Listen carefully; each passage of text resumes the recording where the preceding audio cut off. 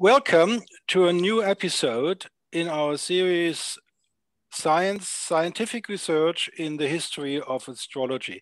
Today we have a guest from Minneapolis in Minnesota, Professor Charles Obert. Hello, Charlie. Welcome to the show. Hello to you, and thank you for asking me. And we will use the support of the computer for this. And we start with a subpage of this cosmology. There you have the address cosmology.vonabisw.de, and there is a subpage called Good Daimon and Bad Daimon in Astrology with Professor Obert. And if you scroll down on this site, you find the homepage of Professor Charles Obert. Here, if you click here, you find his homepage, and we will look into this article, Socrates and his Daimon, and I prepared that for you. Okay, so he has posted a couple of very interesting articles on his journal on the homepage. And here he says, I argued in a former post that we need to take the presence of the gods seriously in the dialogues of Plato. First question, how did you find Plato and his reports about the Daimon in your life, in your biography? I first began getting seriously interested in Plato fairly recently. It was related to my interest in traditional astrology, because the more deeply I got into traditional astrology, the more I wanted to flesh out my background in our Western and Greek tradition, since Western astrology is the underpinning for Western philosophy, and the whole Western worldview is the underpinning for our traditional astrology. So in terms of interest of Plato, the astrology came first. The philosophy interest in Plato in specific came second. I've been interested in philosophy all my life. It's just the specifically Platonic interest is related to astrology. So that begs the question, how did you find astrology in your life? That goes back a while. I was originally interested in tarot. This goes all the way back, just a bit of history there. I grew up in New York City. And while I was growing up, my dad used to work in downtown Minneapolis. I would join him and go to work sometimes. And while he was there working, I'd go down on the street and go about a block and a half up. And there on the other side, there was this big bookstore named Samuel Weiser, which happened to be one of the two biggest occult bookstores in the United States. And I'd spend time browsing in there, found tarot decks. That was right around the time when Aleister Crowley's Thoth deck was first released, and I got interested in that then. Okay, mentioning Aleister Crowley, do you have any connection to the Golden Dawn or the heritage of it? Not formally. I've been interested in Golden Dawn and that magical system for a long time. I'm not currently involved in any organization. Okay, so when was that when you started with tarot? Late high school. That would be very late 60s. I was in my late teens. And did you practice divination with the cards? Yes, for quite a while. In fact, I did serious reading with tarot for quite a long time before I got into astrology. For money or for pro bono? Pro bono. Okay. I never really did it professionally. Okay, so there must have been some switch or adding to that tarot practice, because then somehow you found more esoteric disciplines. What was the next part? Well, the more you study tarot, it's a whole system of symbolism, and especially Crowley's deck and the Waite deck are coming out of the Golden Dawn system. The astrological symbolism is tied right into the cards. It was a logical next step. So I first learned astrology as explicating tarot symbolism, and then further and further got into it in its own right. And how did you do that? Did you read books or did you attend courses? Mainly books. I'm a fanatic reader. You're seeing just a tiny, maybe about, I don't know, 5% of my books in the house behind me or something like that. Okay.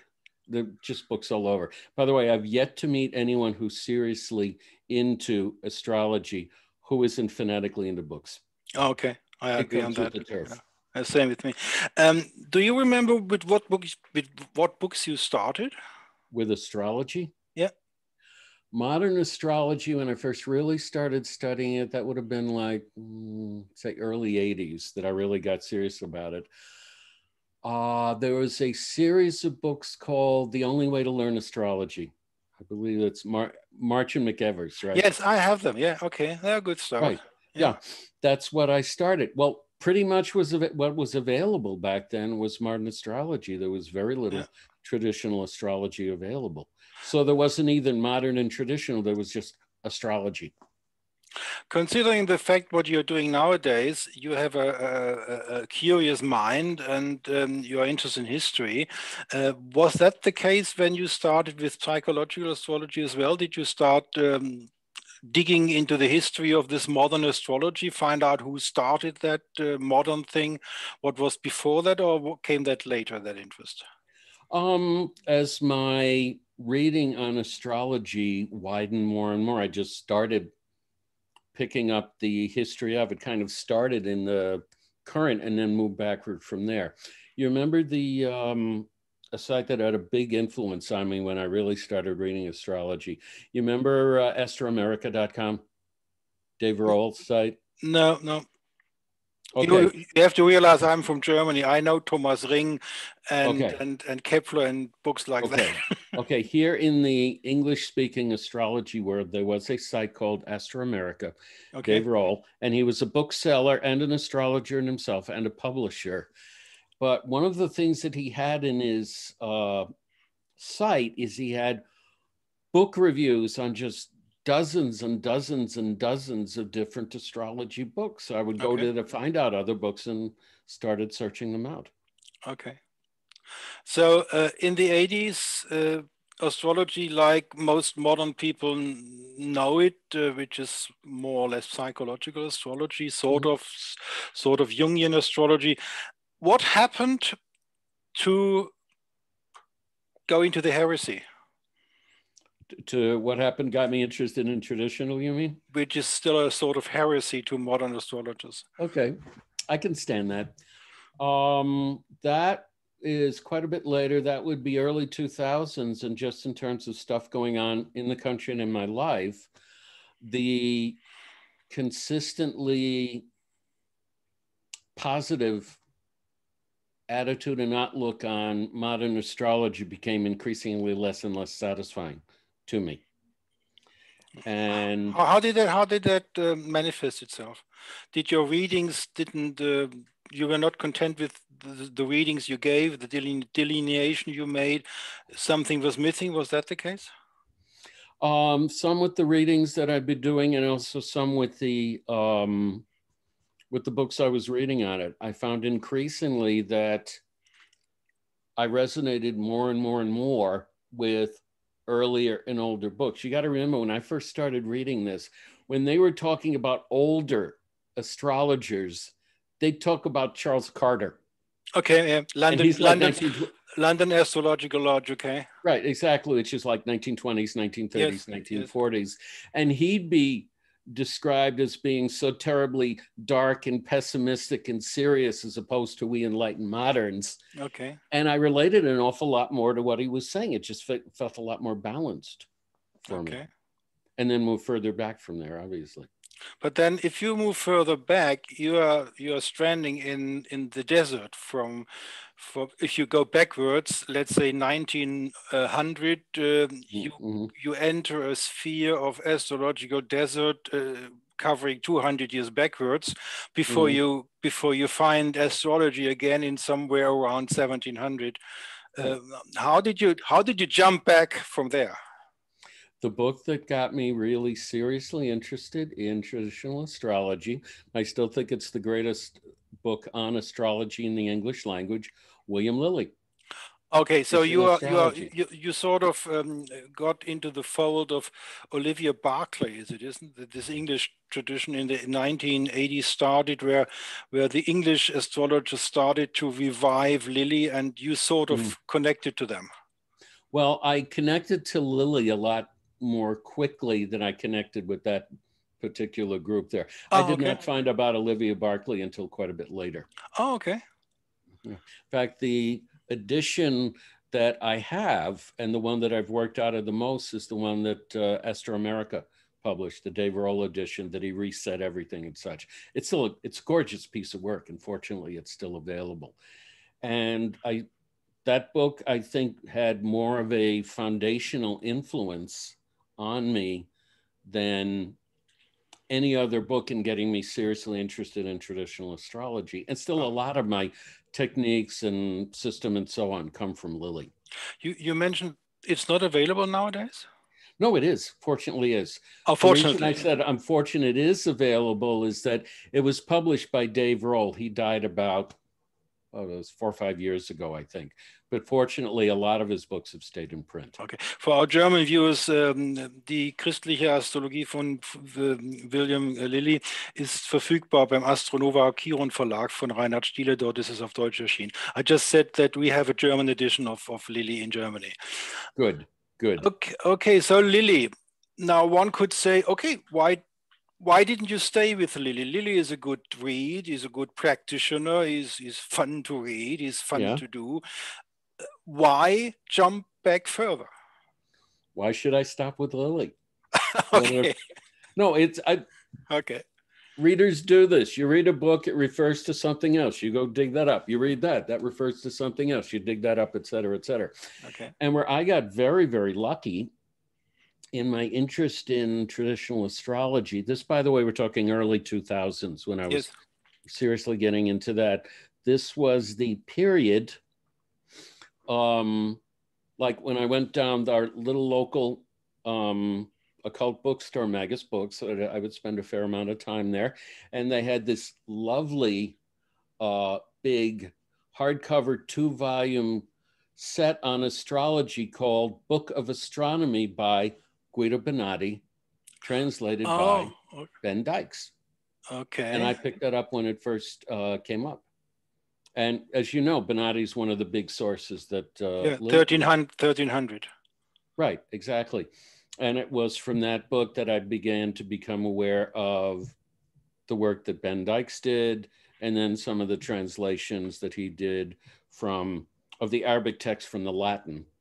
They were available when I was first, getting into that. And I was reading his translations. I was reading the wonderful series of translation that James Holden did of people like Abu Ali and so on. And James Holden has Morand de Villefranche translated. Right. Yeah, he's one of the, I think, big people in terms of fleshing out the historical awareness. And he has this rather large volume bibliography of ancient astrologers, of all the astrologers, a thick thing. Okay. Right. I have it about 3 feet from me here. Yes. It's right there behind me. Very nice. Okay. So now we are with Bonatti. Again, the question, you could stay there. You don't have to go back from that. Mm-hmm. It's rather all the information is there. Why go further back in history? Bonatti's a compilation. Yes. And it made sense. Well, I found this one book translated by Ben Dykes. It made sense to pursue other books translated by Ben, which I did. And you met you met Ben on a conference, didn't you? It's interesting. I first met Ben at a AFA, American Federation of Astrologer conference. I believe that was 2011, 2012, something like that. And that's in Arizona. Yes. And that's where I first met Ben, first connected with him, which is interesting because we found out after we got to talking that we live about 10 minutes from each other. Yes, quite some karma. Right. And it was after that we reconnected, and Ben, for at least a couple of years there, became my teacher. So there you've got the logical, rooting in the tradition at that point. There was a period from about 2008 where I first started getting really interested, or about 2015, where I was reading everything I could get my hands on in traditional astrology. spent far too much money. So now we are talking about Abu Mashar, about Ibn Right. Ezra. We are talking about Vityas Valens, Dorotheus, Paulus. Did you start digging into the Platonic philosophy when you read Vityas Valens, or before that? Before that, just in general, when I became very, very obvious that the roots of our traditional astrology are in Hellenistic civilization. Yes. And also it's extremely obvious to me as a philosophy major that astrology is a total mismatch with the usual modern view of society and cosmos and everything put together. It just plain old doesn't make sense in the modern world. So I'm very interested in what kind of worldview is there that astrology is just a necessary part of the cosmos. That's where my interest in Plato came from. Plato and the Platonist tradition in general, I'm very, very interested in. There's in terms of, in English language, in terms of the overall Platonist tradition, or there's a wonderful publisher in Great Britain named, what is it? I want to say Prometheus Press, but I think it's Prometheus something else. They published and keep in print all of the translations and writings of the British Platonist Thomas Taylor. You know, we have the same thing in Germany. That's the Meiner Verlag in Hamburg, who has published all the Platonic scriptures. Right. And I like that you refer to as scriptures, by the way, because part of what's distinguished about Thomas Taylor himself, the translations he did, he himself is was a practicing Platonist. To him, these were indeed scriptures. And it really makes a difference when you read a translation by a scholar who believes in what he's reading. Yes. As opposed to a scholar who looks down on these vaguely demented late Platonists with their weird fantasies. You know, it's a very different attitude. Well, it's the same problem with astrology. We have since the 50s, Neugebauer and followers, we have this academia interest in astrology as a cultural phenomenon, and we have all these publications. I have a book here. It's called The Astrological Autobiography of a Medieval Philosopher, Henry Battin Nativitas, 1280 to 1281, edited by Carlos Steele, Stephen van den Broek, David Houston, Shlomo Sela. These are academic people. And not all of them take astrology serious, but they're working about the history of astrology. So that's the same phenomenon you just mentioned. Right. It would rather be like buying a copy of the Bible translated by a Marxist atheist. Yeah, well, but on the other hand, they are helpful for us astrologers because for example, in Munich, in the Ludwig Maximilian University, there is this 25-year research project of Ptolemy scriptures, and they're digging up all the Latin scriptures of Ptolemy. The Greek are already available. So we have to be thankful that they translate these stuff, so we can read it from a different point of view. Yes, I agree. No, it's wonderful that it's available. Well, for example, in 2019, 2 years from now, backwards, we have this translation of the Great Introduction into Astrology by Abu Mashar, by Yamamoto and Burnett. We wouldn't have this sort of translation.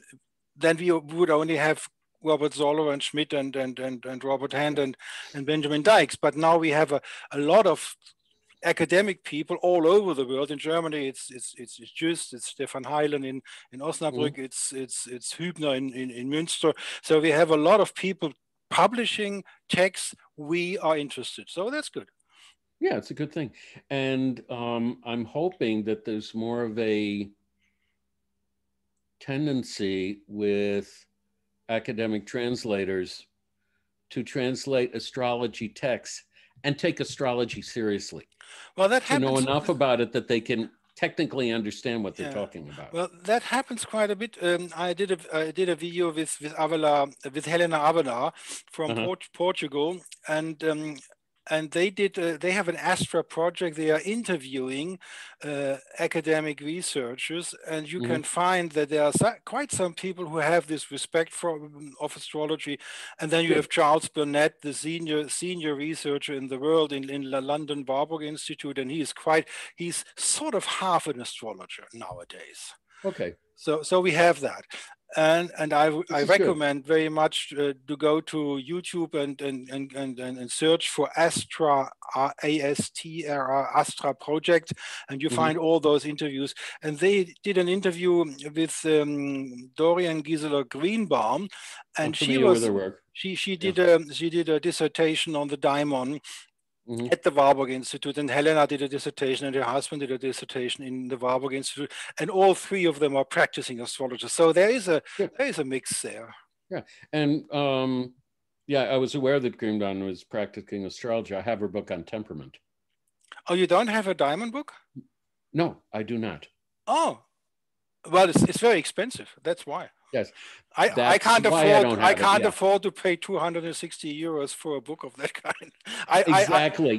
But I could get it. I could get it by the we call this long distance lending. Do you have that in America? Long distance lending?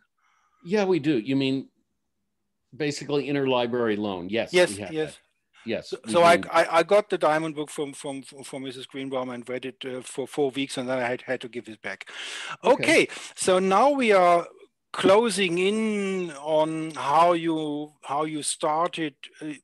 You read all these old texts, and then you've realized that Plato's philosophy and Plato's worldview and Plato's conviction had something to do with what you were doing as an astrologer. How did that start?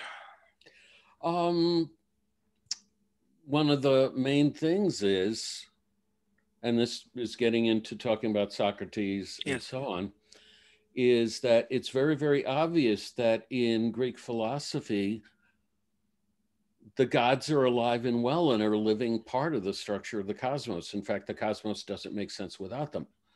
Well, astrology doesn't make sense without that particular structure. Saturn's not a rock in the sky. Saturn is, if you will, the outermost, I'll call it reflection on our particular plane of, there we go. I need to take the presence of the gods seriously in the dialogues of Plato.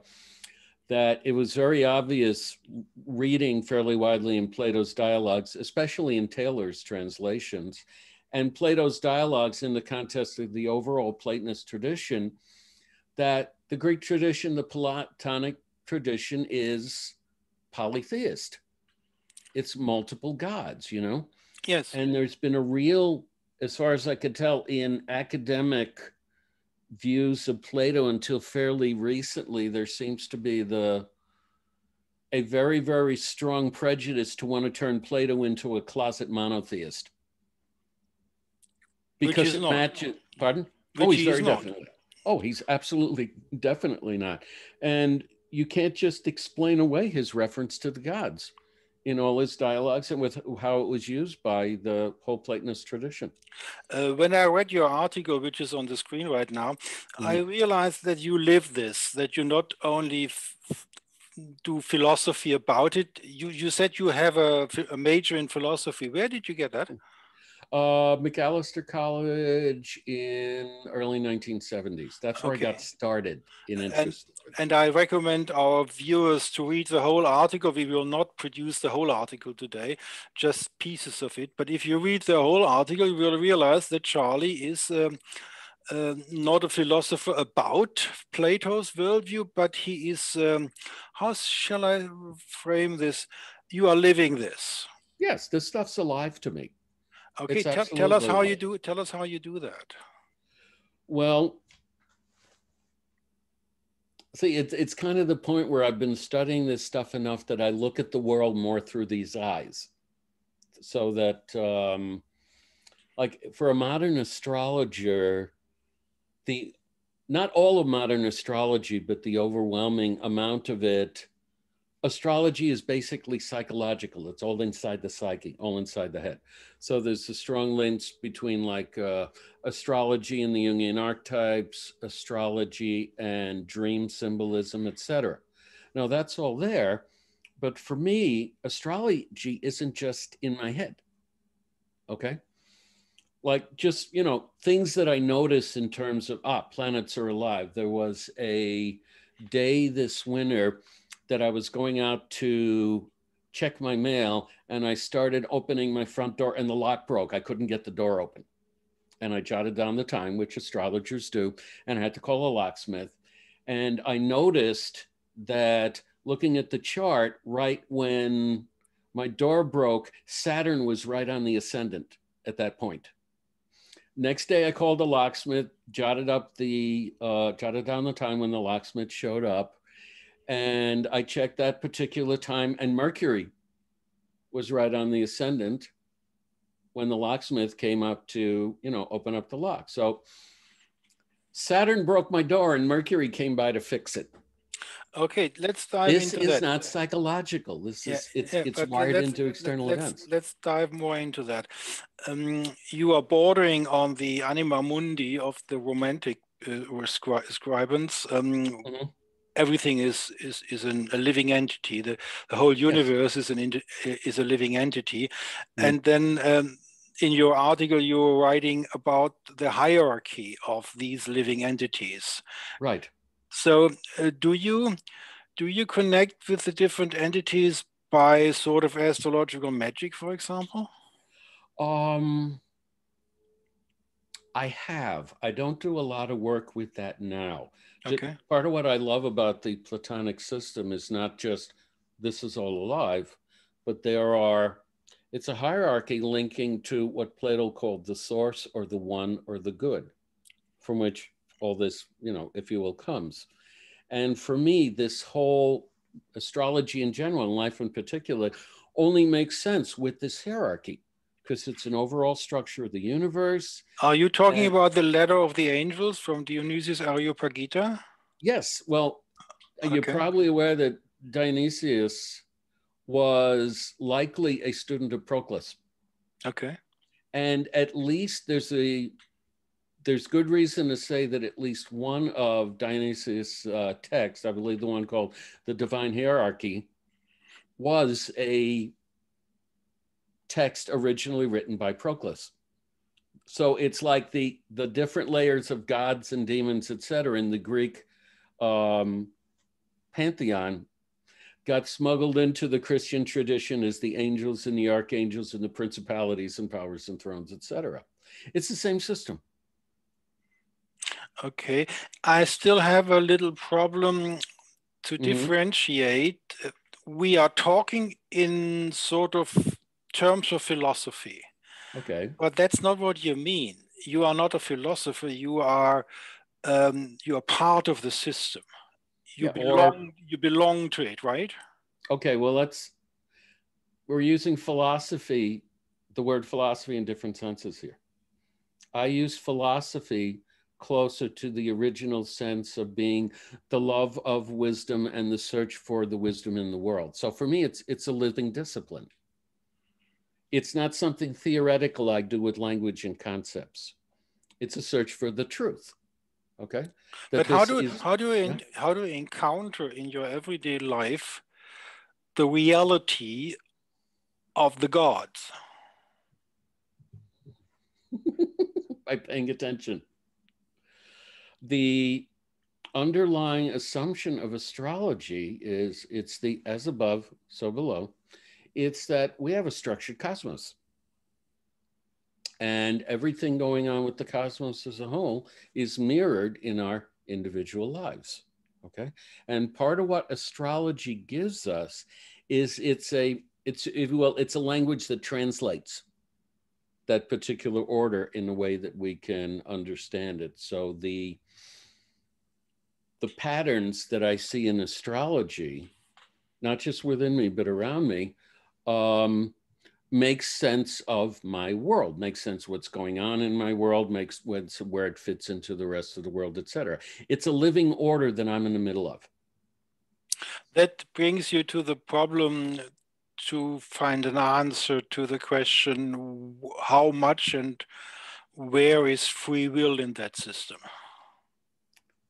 That's a levels of consciousness thing there. And I think where that, by the way, that's an extremely wide topic, obviously.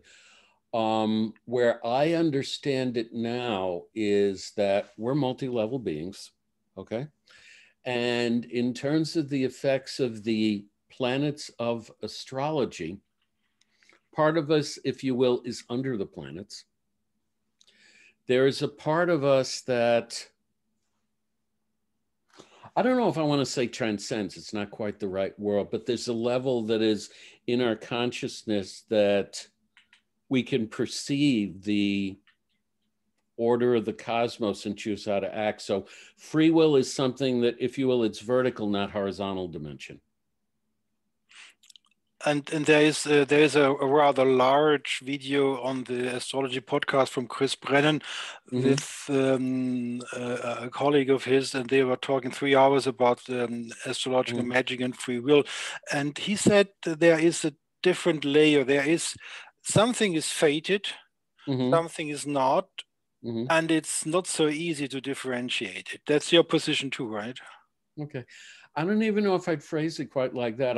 First of all, I'm going to take the words fate and providence. There's different ways of viewing the same thing. If you're just on a material causal level, you could view everything as being fated. But see, it's part of the, and this is argued in the Platonic tradition also, that the fact that there is divine providence and divine foreknowledge does not mean that things does not negate free will, because the system includes free will as part of it. Especially if you consider the fact what's in your article is the situation of Socrates in his Apologia, and there is a part of that system we are living in is the part before birth, right? Could you tell the story? You mean about how that the myth of air is, I think, right, the myth of air, which is in book 10. Yes, of the Republic. That's interesting. Now, as to how literal Plato took this, that's a whole other issue. But as this pointing to something, yeah. And the way it is in that story there is prior to an incarnation, essentially, the gods of the fates cast lots and let people, you choose your lot in life. And there's kind of a pecking order, like in the lottery, here's, which you can take. And whatever life you choose, then the overall parameters of that life are already determined. What is not determined is how you deal with it. Yes. So the big choice of life in some ways takes place before we even get here. The overall pattern's already chosen. Which changes the point of view free will, because then before your incarnation you had free will, sort of, and that free will is no longer necessary after you start living your voluntary life. There's free will in different ways here, but yeah. I get what you're saying about that. But also, this is a place where this Platonic view we're talking about and the modern view is very, very different, because, as you know, modern astrology very, very heavily emphasizes free will and views essentially the life, that a person comes into. This is all potential. I can do whatever I want with it. Yes. That it's like the world out there is, and the future is this unformed stuff that I impose my will on. That's not the traditional view at all. The traditional view is I am born into an order that I fit within, rather than my imposing an order on it. It's a profoundly different way of thinking about the world. It sort of borders on the Stoic philosophy, right?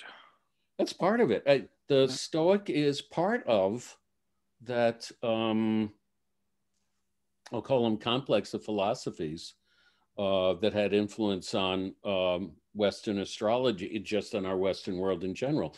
The Platonic philosophy is part of it. The Stoic philosophy is part of it. You have Aristotle, who I view as being part of the overall Platonic tradition. And then that interacted with the Judeo tradition And you have the synthesis of that through late Jewish writers like Philo of Alexandria, and then a kind of a synthesis with that in the whole Christian worldview. So if you take this as a reality, now we take the desktop again. Okay. We go back to the intermediate levels. Could you talk about that a little bit? Sure. This, by the way, is in the Platonic worldview. It's also in the Christian worldview. If you think of the source of the source of the universe as being what Plato referred to as the one and the good, okay? And then there's us here on Earth. Well, there's so much difference and so much of a gap in quality and all kinds of things between the one and the good. How do you explain the connection between the two? And in the fully developed Platonic system, which you see in the late Platonists, especially Proclus, who goes into this in just painful detail, the only way you can have a connection like that is there have to be the intermediate grades that serve as the connecting link there. So there's higher level gods and level gods below them and level gods below them, etc. Our connection to the gods is part of a chain that connects us to the source. Okay. So back to the article. Okay. Oh, that was this one. Mm-hmm. Chain of the gods you just mentioned. Right, chain of the gods is what I just mentioned, exactly. And as I mentioned, you see that fully developed in Proclus and Iamblichus. At the top level are the highest gods. Mm-hmm. Is that, when I read those texts, those ancient texts, there is sort of a differentiation. There is the planets as one of these higher gods. And then later on a lower level, the planets reappear on the lower level as demons. Right, they're along with that? The gods exist on multiple levels. Yeah. And the planets are on multiple levels too, right? Right, and I would put the planets as we experience them are not at the highest level. We're getting fairly low down because we're in material reality here. Yeah. So these would be the demonic levels of planets, right? Yes, exactly. And by the way, those phrases of gods, demons, heroes, that is Proclus's terminology. Okay. Or Proclus uses that, Iamblichus uses that. Okay, that goes, now we are going to the demon, our theme of our episode today. Right. The demon is our connection to the divine chain. Right. Talk about your personal demon.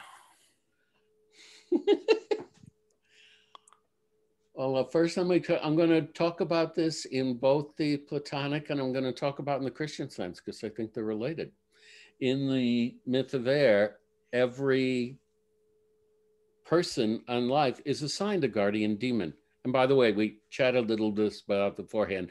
In Greek, there's one word. You sometimes see it pronounced daimon. In Germany, we say daimon, not demon. Right. And a lot of, especially pagans here, will say daimon in order to differentiate this from demons, because daimons are good and demons are evil. Yeah. It's a single word in the Greek. In Germany, we have an advantage over the English language. We have the term genius, which is not genius, and genius is exactly the same like daimon with no evil connotation.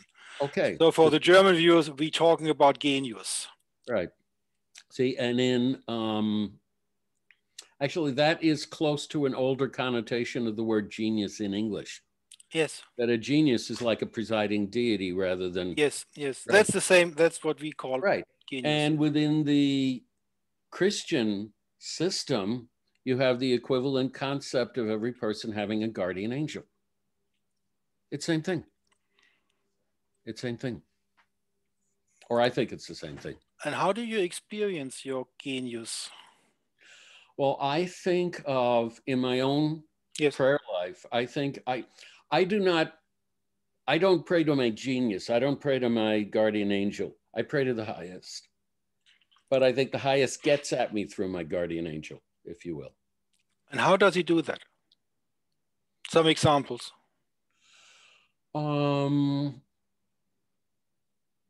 I believe you mentioned one of the examples with writing a book, right? Yeah.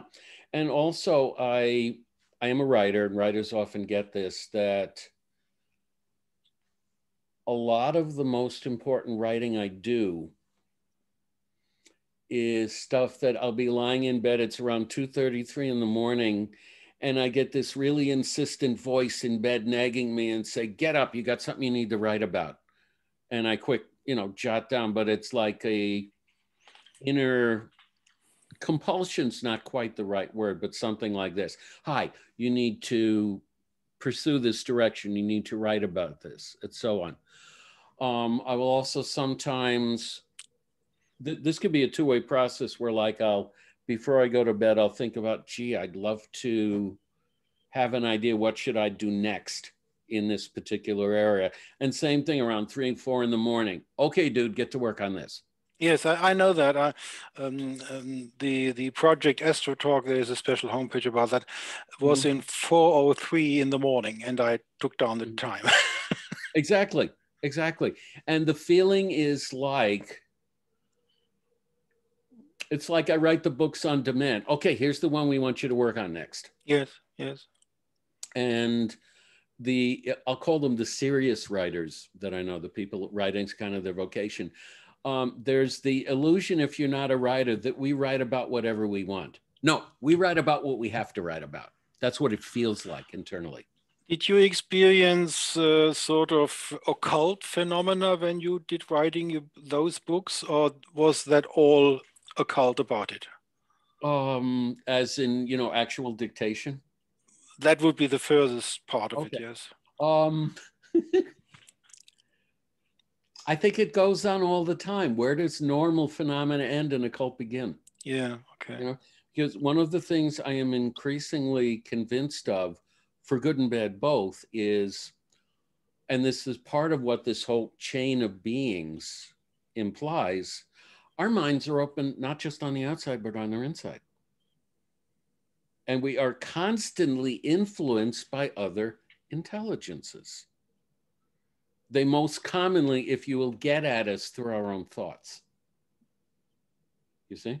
This is both a very beautiful thing and it's kind of a scary thing, because just because something is incarnate doesn't mean it's good. Sure. Doesn't mean that it... There's evil in the world, no question. Oh, absolutely. So part of the awareness that, hey, we're open on the inside. This means we're open to guidance. This means we're open to influence. But this also means that we have the responsibility to choose what we respond to. And this is where Socrates and his demon, I think, tie in there, because this is an example of a, I'll call it a high-level demon who always seemed to manifest in a good way. But this is partly the quality of Socrates as the man, that he had this very high level of, if you will, moral integrity. So that was the sort of demon that he was open to influence. Are you familiar with the work of Rupert Sheldrake and his morphogenetic fields? A little bit, not a great deal. I read, what was the first book he wrote? A new something model of life or something like that. Read years and years and years ago. Yes. So these morphogenetic fields, they have to fit into our worldview, right? Right. Is that the lowest level of the daimonic hierarchy? It could be a modern way of getting at it. Okay. A modern model for thinking about it. Okay. Now let's go back to the article. Okay. For our viewers, the mythos of air is in Plato's Republic at the end of the Republic. Right. Okay, we had that. By the way, I have a separate article just on the myth of air out on this. Yes. And I killed my prepared thing. That's always, we still in retrograde Mercury, right? No, it just went direct, I think about a day and a half, 2 days Oh, ago. okay. Now we're going down in the article to the astrology, the Daimon in astrology. How did you come about the Daimon in astrology? That is not so specifically written in Plato, right? Right. Well, the concept of each person having a guardian daimon, I think I'm not completely thought out that, but I think there is a connection in our astrology with the kind of daimon we tend to resonate to. Like the older I get, the more it's fairly obviously that there is a, oh yeah, and if you will, chains of gods here, it's by the time you got to our diamond here, that diamond is under a particular god and has a particular flavor. My diamond's a very Saturn flavored diamond. Okay. That would be my link, if you will. So now we are in the field of astrology and the diamonds. Right. So there is, isn't there, correct me if I'm wrong, I haven't researched this thoroughly. Isn't there at least some part of the tradition where they talk about basically how to discover the nature of your diamond from your chart? I don't know. I recall running into that. I haven't researched it thoroughly, but I believe I've run into that. So we have this citation I was talking earlier. The planetary gods of astrology are themselves demons in the sense of being intermediate gods. Right. And the physical planet we see is just the outermost garment or layer of a higher level of intelligence. When I was doing pro bono work in astrology, I said to the clients, for example, there was an aspect with Saturn. Mm-hmm. I said there's an example in the books of Thorvald Detlefsen, which might be even translated into English, mm-hmm. And he said in his book Fate as Chance, if you have a Saturn problem, you have a choice. You can open the doors for the Saturn energy and the Saturn quality and the Saturn God, mm-hmm. and you can bring him goods. I don't know the English word. How do you sacrifice? Sacrifice, and or you could negate the influence, and then the Saturn comes and gives you by an accident, and then you land in the hospital, and then you have a Saturnian experience in the hospital bed, right? Mm-hmm. That's your view too, right? To do sacrifices for the actual energy of the gods. You could. I always try to work with the highest, just where I'm at now, but I think that particular view is perfectly valid. And I know very good astrologers who do exactly that. In fact, who do, if you will, remedial astrology, that if you're dealing with say a Saturn issue, that's a Saturn problem, you might do a Saturn ritual, or you might do a Saturn, like she uses Sanskrit, you might do a Saturn mantram or something like that. Let me kind of give an overall shape here, okay? Because when I do a reading, I assume that I said there's an overall order to the cosmos, and all the astrology is part of that order, right? I assume that reading and that person's chart and what's going on right here and right now is part of that overall order, that they fit within it. And part of that order includes a dimension that I would call divine providence, a care for us, okay? And my job is to attempt to, how do I want to put this? To help the client align to divine providence, if you will. To connect with it, right? Yes, and to be aware of it, to consciously be aware of it. And there's very explicit precedent for that sort of approach to astrology and a session there. And Guido Bonatti, the section that's, what's it called? I think the 146 considerations, something mm-hmm. like that. Yes. One of the main things he emphasizes in the first part of that, and Lily picks this up and runs with it, is basically make sure the person is getting a reading for the right reason. And part of what they're doing is essentially face for a real need with what I guess you could call divine guidance. And some of the conditions before reading in astrology were basically ways of filtering out to make sure that this is a real reading. This isn't someone that's just here to test the astrologer, it's just kind of curious, but that they're really here because of a need. That makes an awful lot of sense to me. Yes. Do you make, when you're with a client, does it sometimes happen that you do an invocation of specific planetary energy? No, not as part of the session itself. But what I always do, well, I pray. What I always do before the session is if you will, pray, which is basically divine alignment. That, okay, I'm here for a reason. Yes, yes. And help me to align with that. I always do that beforehand, partially because I don't know where my client's coming from in terms of that. You see? Yes. So I always do that as my preparation on my side, because I don't know what the client's bringing to the session in terms of how they think of the universal order or deity or anything. That brings us more into the field of the technique of astrology. There is a technique where the Daimon comes into the chart. It's called the lot of Daimon.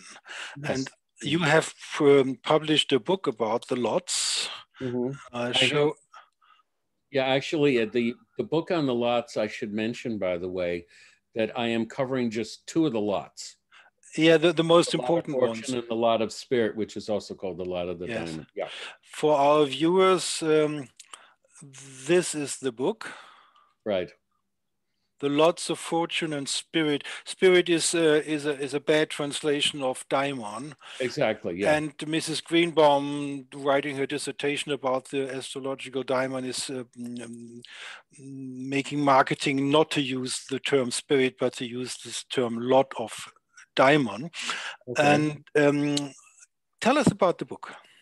Okay, well, what I wanted to do with that is I wanted to figure out what those 2 lots meant. Okay. By the way, I should mention that of all the books that I've done, this is the one book that intersects a fair amount with some modern astrology. Okay. And for me, the meaning of those 2 main lots, all of the lots, but those 2 especially, it's a particular geometrical configuration. And basically what those 2 lots are doing is forming a geometrical configuration that connects with, and if you will, lights up the ascendant, the sun, and the moon. I can show this on my own chart. Right. If you, by the way, go ahead. If you go in my classical chart, you can see my fortune lot is here, and the geometrical part on the other side would be here. That is the lot of Daimon.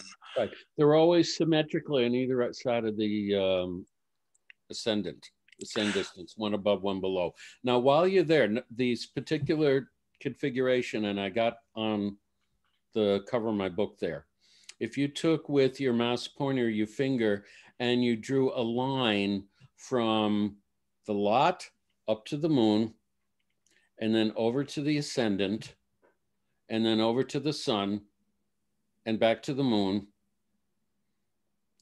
I'm sorry, back to spirit, fortune, my mistake. So fortune to moon to ascendant to sun to fortune. Yes. Right, you're tracing a 4-sided figure there. Yes. What? A geometrical figure. Right, a isosceles trapezoid. Dave Cochran's nickname for it was an isotrap. And in every chart, those 4 points, the lot of fortune, sun, ascendant, and the moon will form an isosceles trapezoid. And the lot of spirit will form a second isosceles trapezoid.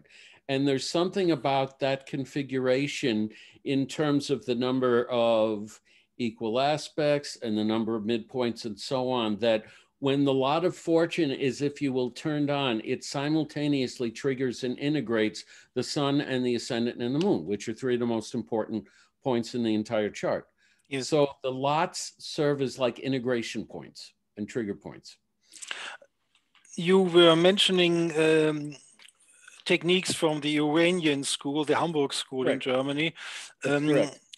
You use the Hamburg Iranian school methods with what do you use of them in your traditional astrology?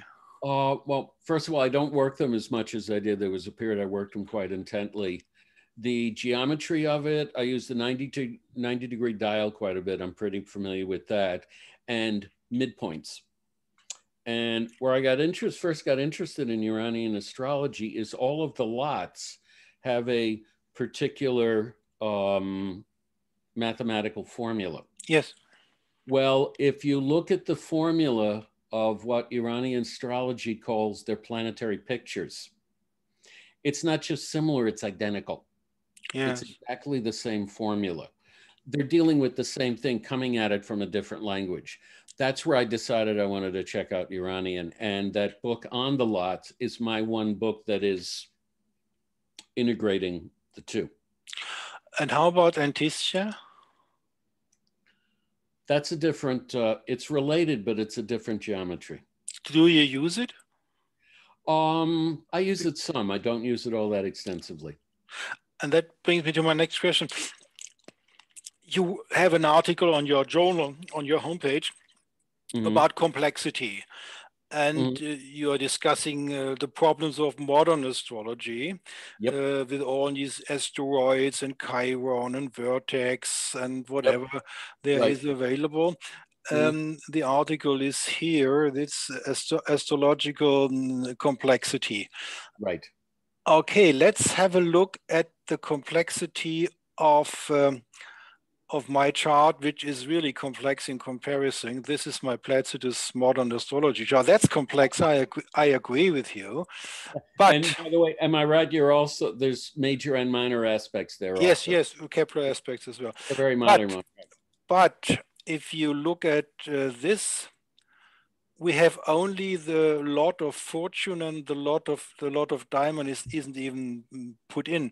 But you do know that the lot technique is not just two lots. Right. The ancients, Hellenistic people had something like 97 surrounded lots, and the Arabics, they did a little more. They had about 150 lots, and if you put all those lots in that horoscope, in that chart, that complexity, in one of your videos, you were talking about Hellenistic astrology and traditional astrology, and you were talking about in a short sentence how complex traditional astrology is. I agree with your article about the complexity problems in modern astrology, but would you agree that the complexity of traditional astrology is 10 times more complex than modern astrology? If you use all the techniques, decans and terms and triplicities and dignities and all that.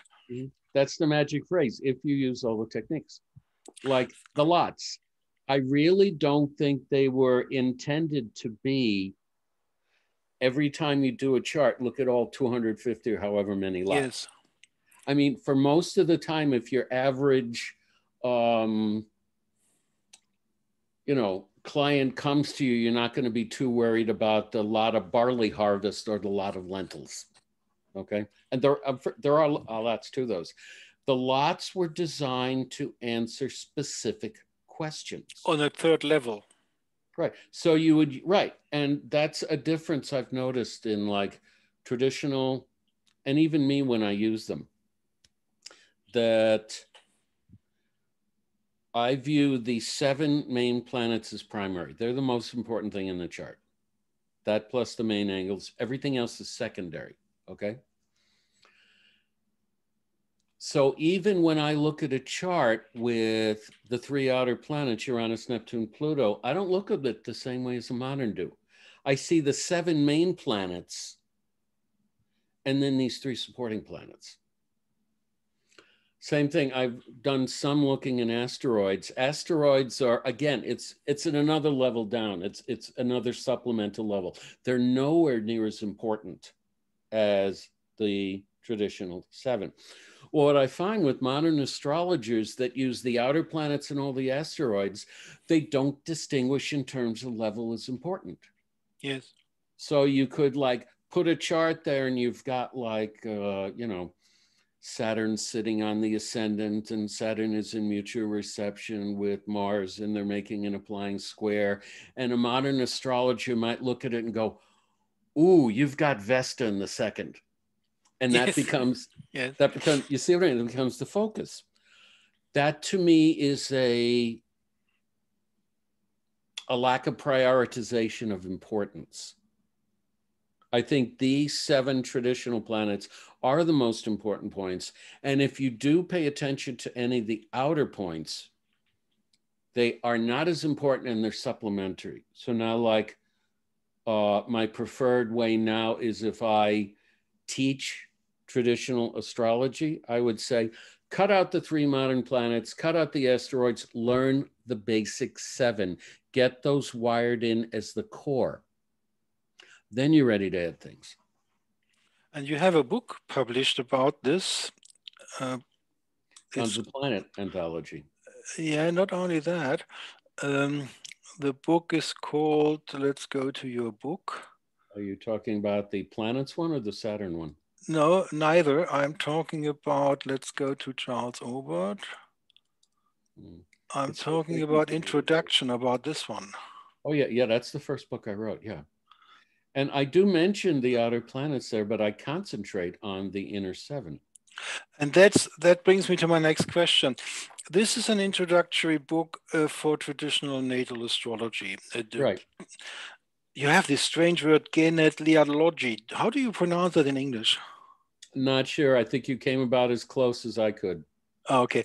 Okay, we're talking about planets. That's obvious. But then the next level, dignities, is always with you, is always mandatory, right? Oh, absolutely.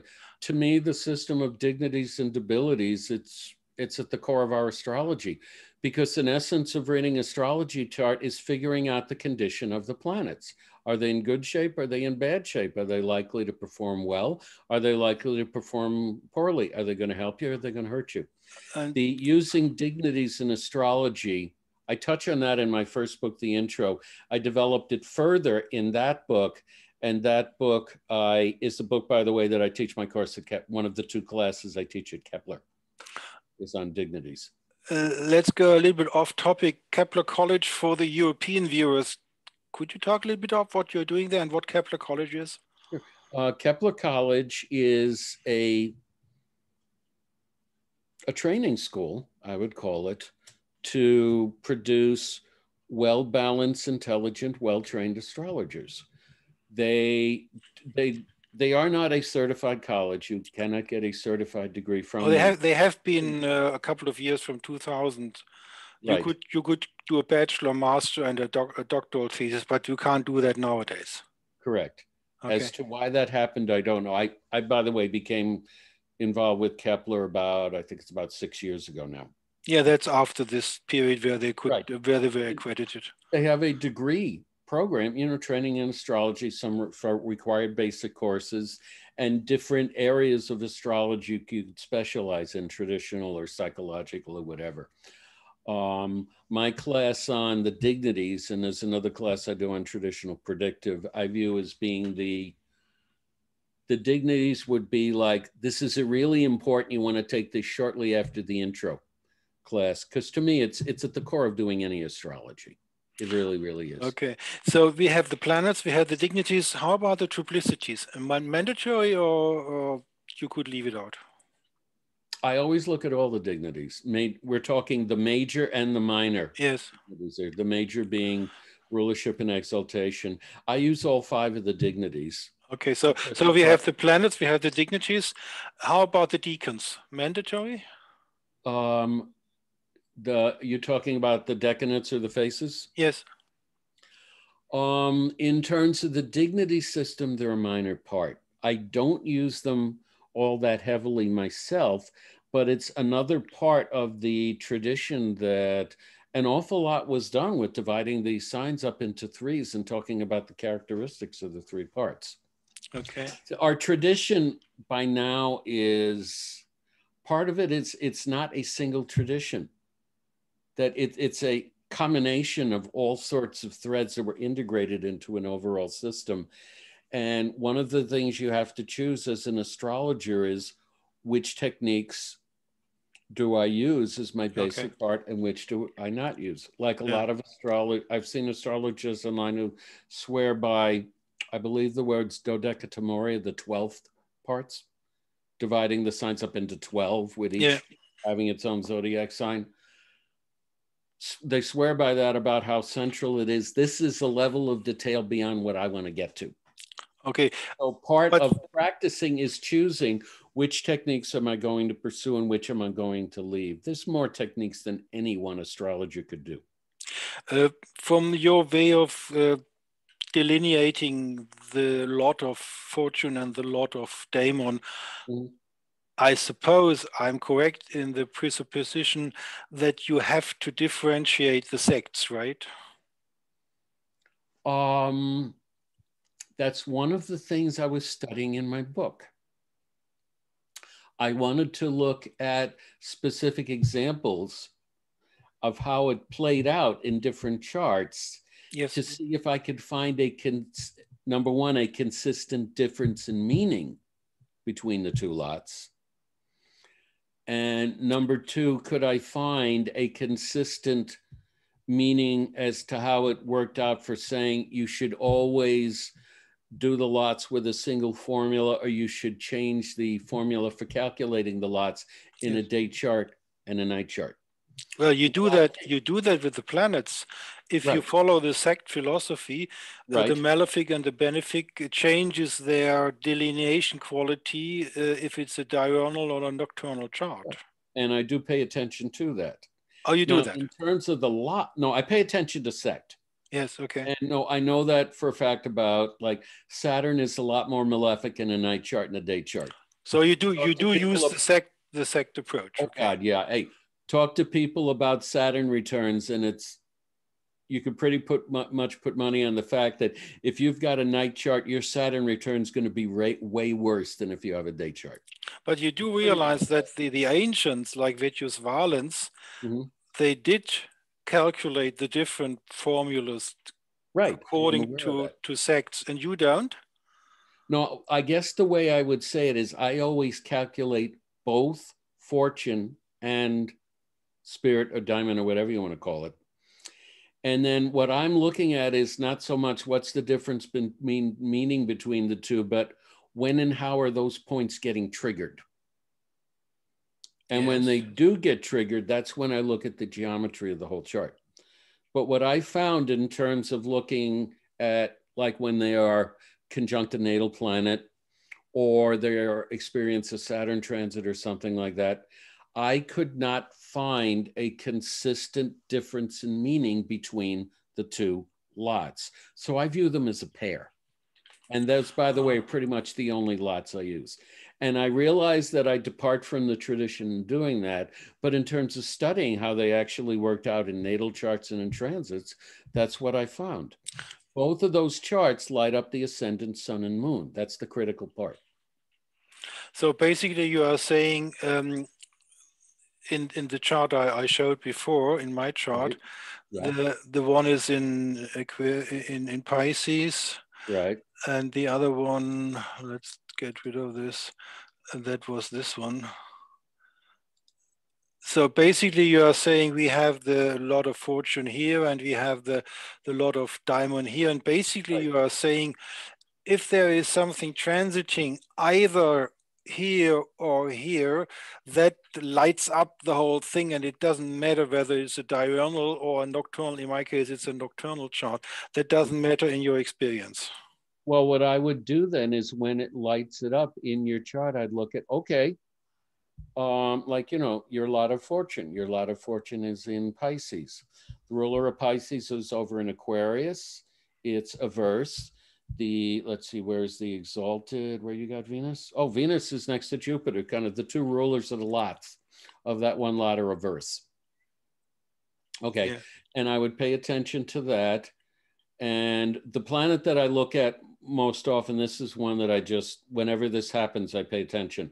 When Saturn hits a lot, pay attention. This is going to be a really intense and important period in your life. And to get this right, you watched it closely and you haven't found a difference whether Saturn was here on the Daimon or was here on the fortune. And by the way, do you only use conjunctions or do you use other aspects as well? Transit things. Conjunctions are the most consistently important. Okay. Because it's like a conjunction completes the circuit, is the way I would put it. Okay. Yeah. If you have something like a square or an opposition, then that lot, if you will, the circuit gets completed and that hard aspect gets triggered when some other point triggers that. Well, if nothing else, the moon's going to trigger each of the lots once a month. Yeah, but by the way, if you have an opposition for the lot of fortune, that would be on the lot of Daimon, right? Not always. Well, if it's 180 degrees. No, that would only be, in your case, it is because your lot of fortune is very near a hard square from your ascendant. Oh, okay, I understand, yeah. The lot of fortune and the lot of spirit are always the same distance from the ascendant on opposite sides. Oh, yeah, okay. Yeah, I agree. It's in your chart that particular thing's happening. Yeah, okay. So basically you're saying, okay, conjunctions always, oppositions sometimes not? Or the oppositions or squares for like a slow moving planet like Saturn would be important, but not as powerfully, so a bit more erratically, if you will, because it's like the circuit is only intermittently being turned on when the planet is actually on the lot. Okay. That I found pretty consistent. What I did is took several people that I took their charts and then interviewed them, and I did a chart of just transits to the lots, especially Saturn and Jupiter. And then we talked about, okay, when Saturn hit your lot of fortune, let's talk about that period of your life. When Saturn hit lot of spirit, let's talk about that period of your life.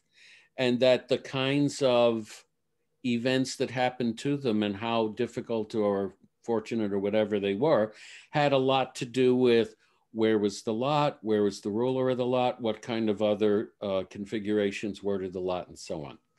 So the lot turned on potential.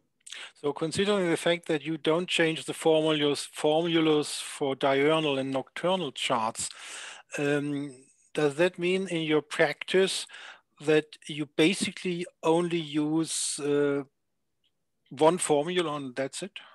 Well, think about those two. The lot of fortune and the lot of spirit are always... They're symmetrical, yeah. Right, exactly.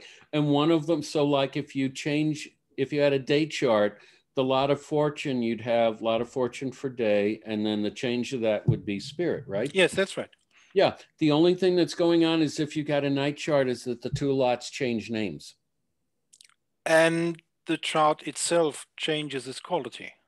Right, the chart itself does indeed change its quality, but I've got the same 2 points. Yeah, that's right. So I'll come up with the same 2 points whether I use day or night chart calculating. Yeah, but now, the interrelation in the chart, the transit of Saturn, let's say on the Daimon, if you use only one formula, doesn't that mean that the delineation gets a little bit scrambled because you are not exactly with the formula? No, the formula in terms of the 2 points is the same.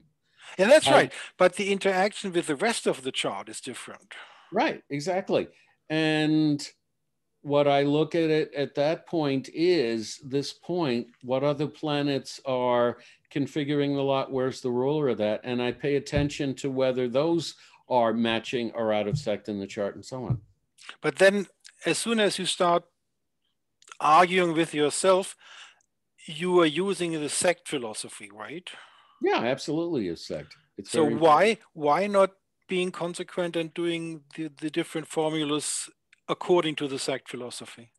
I view the two lots as essentially complementary and equivalent. I'm coming up with the same 2 points. Okay. When I calculate them on the chart, always in the program, I put in modify for day and night chart. That's because I'm a traditional astrologer. Okay. But effectively, I've got the same 2 points. But basically what you're saying is when you present the chart to the client, it will be according to sect formula. Yeah.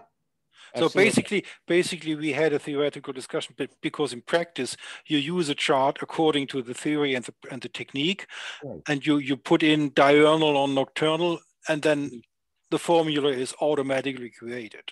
Yes. Yeah. Oh, okay.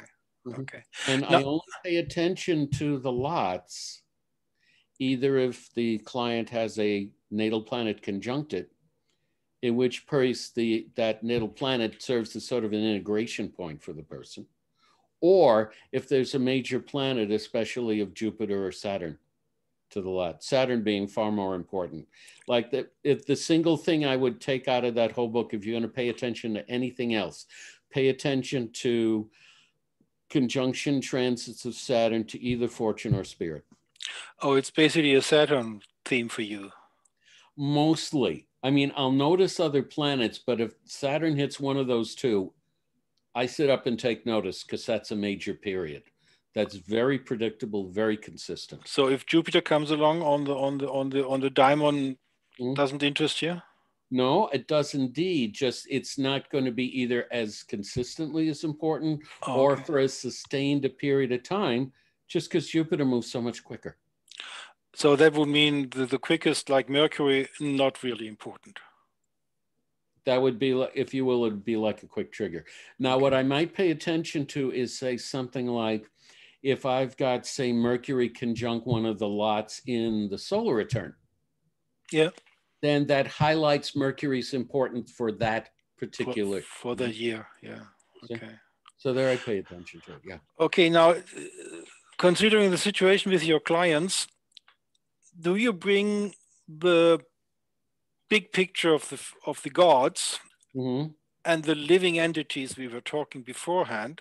Do you bring that into the consultation, or do you check whether the client is already on your Platonic side, and if not, you leave that out?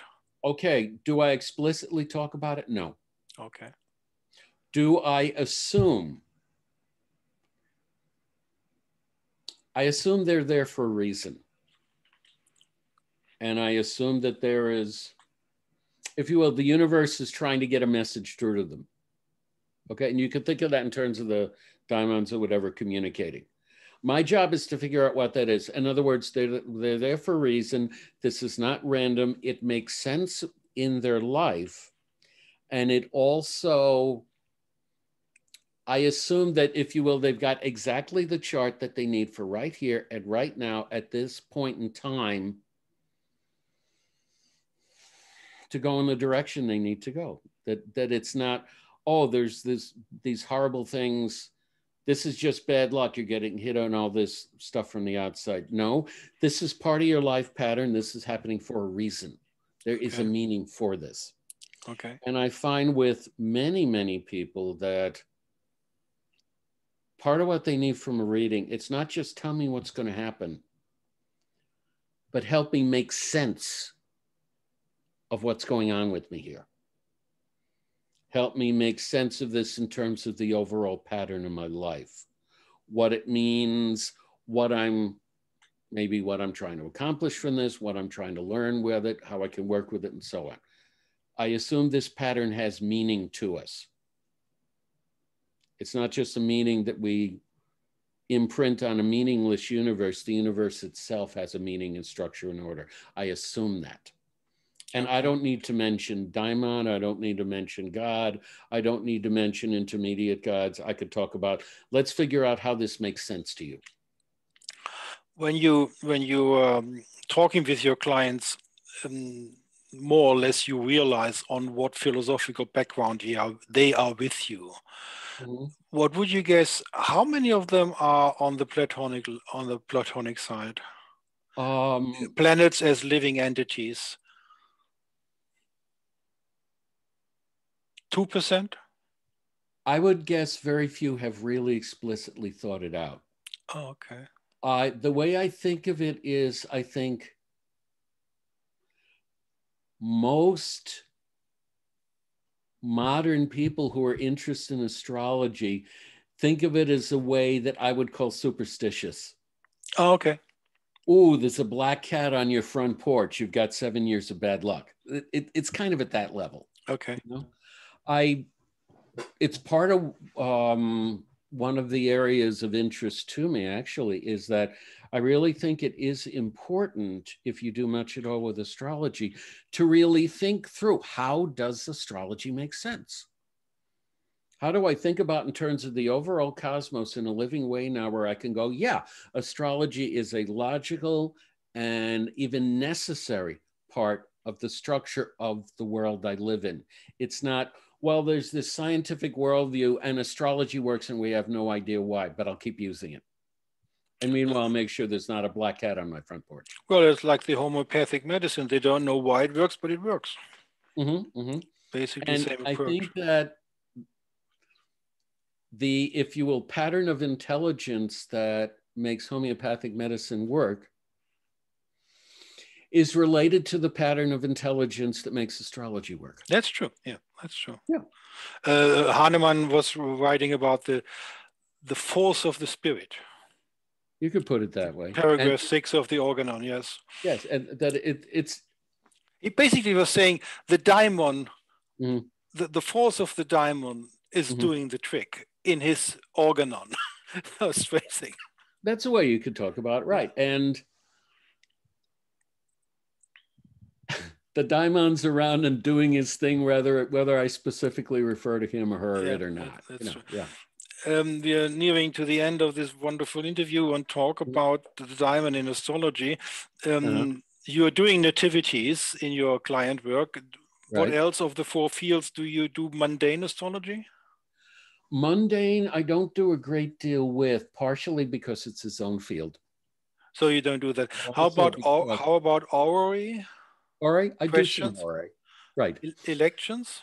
Yeah, I've done some elections. And it's interesting because actually I think natal astrology, people view horary and electional as being more advanced. I think it's the other way around. Yeah, okay. I think natal astrology is much more complex because you have the whole factor of development through time. A horary is a point in time.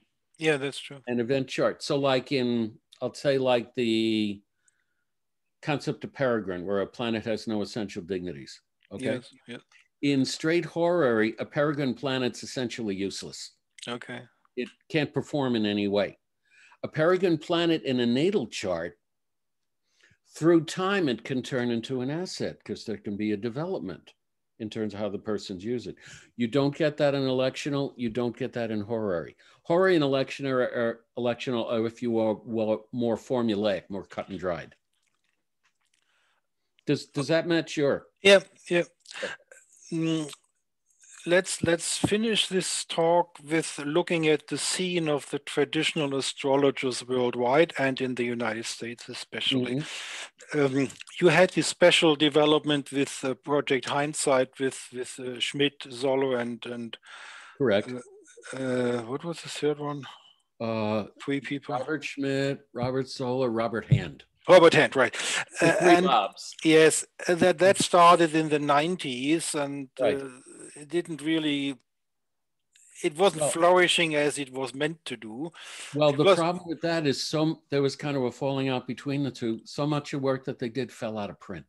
Yes, which is strange in a time of book on demand. Nobody seems to see a necessity to put this back as a book on demand project. That's a strange thing for me. And I hope it comes back sometime. Like I'm hoping the estate of Robert Schmidt puts his stuff back in print. It would be nice if they did some book on demand structure, because that's the modern structure. I agree. See, and that's where I think I'll call the next wave of translations after that, where the dominating figure is Ben Dykes. Yes, that's true. How do you see the importance in America? Let's say in Germany, traditional astrology is 10 to 15 years backwards from your status of today. you have Chris Brennan, you have Demetra George, you have yourself, you have Benjamin Dykes. Right. How many leading figures are in your country? Is that what I just mentioned, or are there more? I think you've mentioned a lot of the main ones, but I think there's an increasingly large community of people who've been around long enough that they're starting to practice it. Okay. And I think it is also coming of age enough as a community that we're starting to get the rest of the astrologers are having to start to take us seriously now. Okay. And I think there is hopefully more dialogue between traditional and modern astrologers, and like more ways that modern astrology can be enriched by awareness of traditional techniques. Like I'll mention, like I do the dignities class at Kepler. I do the predictive class. I assume that my audience includes a fair number of traditional. I assume it includes a lot of modern astrologers who don't know anything about traditional before they get to me. So I'm trying to present it in such a way that it can be of use to them also. Do you have an impression economically how the field of traditional astrology is gaining momentum in sort of income? I think it's definitely happening, and I think it's getting increasingly visible and increasingly popular. And that, by the way, if I think about where do my books fit in this niche in the work that I'm doing, well, Ben dominates the field as far as I'm concerned. He's the large scholar. What I'm trying to do is write the approachable, usable, I don't want to quite say entry level because it's a step above that, but here's a way of approaching this extreme complexity of traditional astrology in a way that's structured, that's understandable, that you can start actually using it. I think of myself, if you will, as the entry-level course before Ben's advanced course. Yes, okay. That's the audience I'm going. Yeah. Considering your books, how could you guess how many people bought any one of your books in total? Are we talking about 1,000 or 10,000 or 100,000?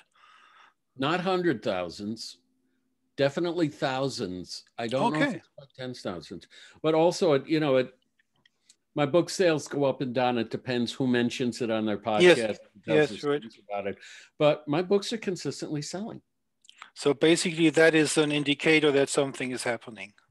Right. And that also means that my books have gotten to that beautiful point where it's word of mouth. Yes. Hey, this is really good. Check this guy out. And then it begins to get a reputation. Then they look at one book and then they look at others. Are your books book on demand, or they're print on demand? Yeah. So basically you're one of the intelligent people because you are available all over the world. I bought your books on Amazon Germany and it was no problem because they have it on stock. Exactly. And also what I do is all of my books are available as an ebook in PDF form from my site. Why don't you offer it on the book on demand, the platform, as an Kindle and ebook worldwide? There's a couple reasons. Number one, Kindle is just a ghastly mess to format. Okay. Everything you're doing with images, it's horrible. Okay. And the other reason is if I put it on Kindle and print on demand, Amazon gets the majority of that. Oh, I see. Okay. Very well. So we have a sort of very nice talk about traditional astrology in the practice of Professor Obert. We will talk after we stop the recording. Thank you very much. And danke fürs Vorbeischauen und auf bald. Okay. And I thank you, sir. Stop the recording.